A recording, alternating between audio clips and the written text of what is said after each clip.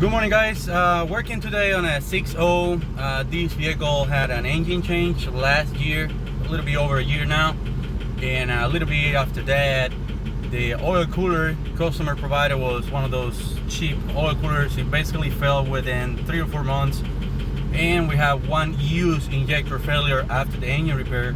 Try to put new injectors if you can. At this point, I don't know if you can hear the noise, but there is a pretty heavy tapping noise.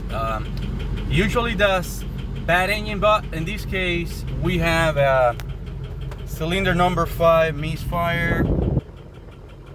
Hopefully I get the right angle so you can see. So over there we got cylinder number 5 misfire. The other codes are not really related to the noise. Anyways, we have a lot of smoke. If you can see out there, there is a big smoke. You can see the smoke going up, and you can hear the noise pretty bad when I'm raising the RPMs.